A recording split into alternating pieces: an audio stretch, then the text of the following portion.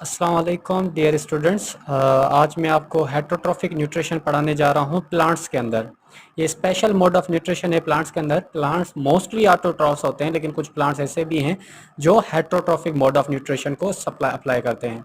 अब heterotrophic mode of nutrition plants के अंदर क्या है? सबसे पहले हेटरोट्रॉफिक न्यूट्रिशन क्या है? हेटरोट्रॉफिक न्यूट्रिशन की बात करें तो hetero means different and trophic means nutrition, food, and the nutrition is the way of getting food. So heterotrophic nutrition means plants which cannot prepare their own food. ऐसे plants जो खुद से अपना खाना तैयार ना करें एंड दे इंटायरली और partially depends on other sources. वो कंप्लीटली या पार्शली किसके ऊपर? दूसरे सोर्सेज पे डिपेंड करें तो उन प्लांट्स को हम क्या कहते हैं? Heterotrophic nutrition. जो खुद से खाना हासिल ना करें, तैयार ना करें, और दूसरे सोर्सेज से खाना हासिल करें, कंप्लीट या पार्शियली डिपेंड करें, तो उसे हम कहेंगे हेटरोट्रॉफिक न्यूट्रिशन। अब इसमें सबसे पहला है पैरासाइटिक न्यूट्रिशन।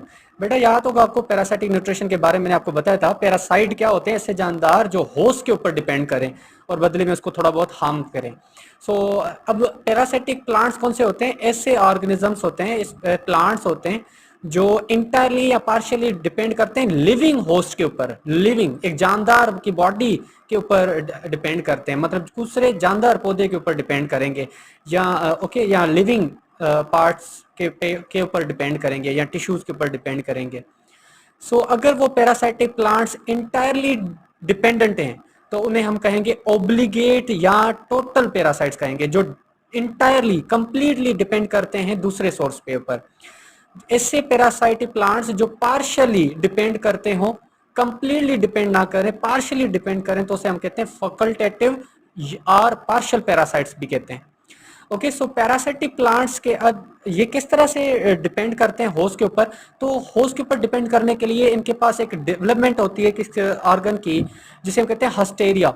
हस्टेरिया क्या होता है? हस्टेरिया एक्चुअली ये वो पार्ट है, आप फ्रेगमेंट भी कह सकते हो, जिसकी मदद जो पेनिट्रेट करता है, जो पैरासाइट है वो पेनिट्रेट करता है होस्ट की बॉडी के अंदर और एब्जॉर्ब करता है न्यूट्रिएंट्स को। मतलब कह सकते हो ये एक ऐसा चैनल है जो एक प्लांट की बॉडी से दूसरी प्लांट, एक है पैरासाइट, दूसरा है होस्ट। पैरासाइट से एक चैनल, एक ऑर्गन निकलेगा जो कनेक्ट होगा होस्ट की बॉडी से, और यहां से न्यूट्रिएंट ट्रांसफर करेगा किसके अंदर? किसके अंदर? पैरासाइट के अंदर। तो ये जो बॉर्डर लाइन है, या आप कह सकते हो ये जो लिंक है, इसे हम कहेंगे हस्टोरिया।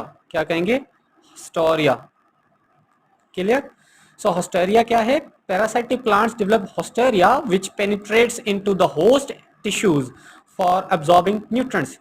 अच्छा, पैरासाइटिक प्लांट्स के अंदर 4 क्लासेस हैं। पैरासाइटिक मोस्टली एंजियोस्पर्मिक हैं। एंजियोस्पर्म्स क्या होते हैं? फ्लावरिंग प्लांट्स को हम कहते हैं एंजियोस्पर्म्स।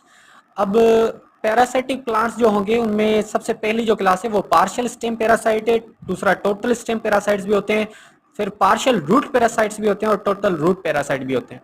अब सबसे पहले हमारे पास है एक क्लास है पहली, पार्शियल स्टेम पैरासाइट। मैंने आपको याद होगा कि इसकी एग्जांपल्स बताई थी पार्शियल रूट पैरासाइट की। पहला है लोरेंथस, दूसरा है विस्कम, तीसरा है कोसेथा फिलीफॉर्मिस। कोसेथा फिलीफॉर्मिस। लोरेंथस क्या है? लोरेंथस एक्चुअली ये इसके पास थिक ग्रीन लीव्स होते हैं। ग्रीन लीव्स है मींस क्लोरोफिल है, जिसकी वजह से they can prepare some food. कुछ फूड ये प्रिपेयर करते हैं और get nutrient from the host. और न्यूट्रिएंट कहाँ से हासिल करते हैं? न्यूट्रिएंट्स को खाना खुद से बनाते हैं, लेकिन न्यूट्रिएंट्स ज्यादातर कहाँ से हासिल करते हैं? कुछ खाना खुद बनाएंगे और कुछ न्यूट्रिएंट्स कहाँ से हासिल करेंगे? होस्ट से हासिल करेंगे। और इनकी जो सीड जर्मिनेशन होती है, जो सीड की जर्मिनेशन है वो कहाँ पर होती है? होस्ट की बॉडी के अंदर। होस्ट की बॉडी के अंदर इनकी सीड की जर्मिनेशन होती है। ये ज्यादातर कहाँ पर पाए जाते हैं? शब्स के अंदर पाए जाते हैं, रोजाकासी, या आप कह सकते हो रोज फैमिली के अंदर पाए जाते हैं, और मैंगो प्लांट के अंदर पाए जाते हैं। शब्स में, रोज फैमिली में, और मैंगो प्लांट के अंदर पाए जाते हैं। अच्छा, विस्कम की बात करें तो ये एक्चुअली ये न्यूट्रिएंट कैसे हासिल करते हैं होस्ट से? ये होस्ट के अंदर पेनिट्रेट करवाते हैं हस्टोरिया को। और विस्कम भी क्या करते हैं? ये सकिंग जो टिश्यूज होते हैं उनके अंदर ये सकिंग स्टोरिया इंटर करते हैं, ओके, और सक करते हैं न्यूट्रॉन्स को रूट्स। और कस्यता फिलीफॉर्मिस क्या करते हैं, ये लीफलेस होते हैं, वायरी स्टेम होती है, जो रिंकल्ड स्टेम होती है, मतलब वायरी स्टेम होती है, वायर लाइक स्टेम होती है। हस्टोरिया ये क्या करते हैं, हस्टोरिया को कनेक्ट करते हैं vascular system of the host से। अब वास्कुलर में है जाइलम और फिलम, मतलब वाटर और फूड कंडक्टिंग दोनों टिश्यूज के अंदर ये अपना हस्टोरिया इंजेक्ट करते हैं वास्कुलर सिस्टम से, और वहां से वाटर और फूड को हासिल कर लेते हैं। सो ये होते हैं पार्शियल स्टेम पैरासाइट, ओके। उसके बाद है टोटल स्टेम पैरासाइट जो कंप्लीटली डिपेंड करते हैं, उसका एग्जांपल है कस्क्यूटा अमरबेल, जो समहाउ हम कहते हैं ना पीले कलर के जो प्लांट्स के ऊपर या दरख्तों के ऊपर पाए जाते हैं। सो एक्चुअली ये अब जो टोटल स्टेम पैरासाइट है कस्क्यूटा अमरबेल जिसे भी कहते हैं, और ये अटैक करता है शर्स पे, हर्ब्स पे और ट्रीज के ऊपर, मोस्टली ज्यादा ट्रीज। और ये थ्रू हस्टोरिया, किसके जरिए से, हस्टोरिया के जरिए से। हस्टोरिया के, अब हस्टोरिया को से कैसे डिपेंड करता है, पेनिट्रेट करता है, तो याद रखें एक पैरासाइट एक होस्ट है, इसका जो जाइलम, पैरासाइट का जो जाइलम होगा वो कनेक्ट करता है होस्ट के जाइलम से, और जाइलम से न्यूट्रॉन हासिल कर लेता है, फिर फ्लोएम को भी कनेक्ट करता है होस्ट के फ्लोएम से, और वहां से हासिल कर लेता है, ओके। सो ये टोटल स्टेम पैरासाइट है जो कि कस्क्यूटा फिलीफॉर्मिस में भी है, जो कि वास्कुलर सिस्टम में हस्टोरिया को पेनिट्रेट करवा रहा है, लेकिन कस्क्यूटा जो है वो पार्शियल स्टेम पैरासाइट है, और ये कस्क्यूटा टोटल स्टेम पैरासाइट है, ओके। ये ज्यादातर ट्रीज के ऊपर भी डिपेंड कर, ट्रीज होते हैं या अटैक करते हैं, या शर्स पे, हर्ब्स के ऊपर भी अटैक करते हैं कस्क्यूटा। उसके बाद पार्शियल रूट पैरासाइट है जिसका एग्जांपल है संदलवुड। संदलवुड आपने सुना होगा, संदलवुड स्वभाव लकड़ी की तरह इमारती लकड़ी भी है, और पार्शियल रूट पैरासाइट, ये पार्शियल रूट पैरासाइट है। अच्छा, यहाँ ये कैसे पैरासाइटिक नेचर ऑब्टेन करता है, गेट करता है, तो याद रखिए इसकी जो सीडलिंग होती है, seedling can run for a year.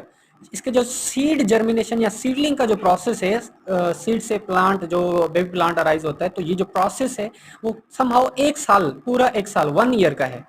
तो जो उस सीडलिंग सीजन या सीडलिंग टाइम के दौरान its sucking roots can connect with neighbouring trees roots. ये जो इसके जो हिस्टेरिया है, या आप कह सकते हो ये जो सकिंग रूट्स हैं इसके पास, वो क्या करते हैं, हिस्टोरिया को नेबरिंग प्लांट के रूट से कनेक्ट करते हैं, और उससे क्या हासिल करते हैं, एब्जॉर्ब करते हैं न्यूट्रिएंट्स को। किस चीज को, नेबरिंग रूट से हासिल करते हैं न्यूट्रिएंट्स को, ओके। उसके बाद हमारे पास है टोटल रूट पैरासाइट है, जो कि ओरोबॉन्ची है। ओरोबॉन्ची ये अटैक करते हैं रूट्स के ऊपर, कौन सी फैमिली वाले प्लांट्स के ऊपर, क्रूसीफेरा और सोलोनासी फैमिली के ऊपर। क्रूसीफेरा फैमिली और सोलोनासी फैमिली जो है के ऊपर ये अटैक करते हैं, उनके रूट्स के ऊपर अटैक करते हैं। सोलोनासी जैसे कि पोटैटो है, और इनके अंदर दो तरह के पैरासाइट पाए जाते हैं। एक है सिस्टेंची पैरासाइट है जो केलाट्रोपिस के ऊपर अटैक करता है, और जो है दूसरा है स्ट्रिगा पैरासाइट है जो अटैक करता है शुगर केन के ऊपर। किसके ऊपर, शुगर केन के ऊपर अटैक करता है।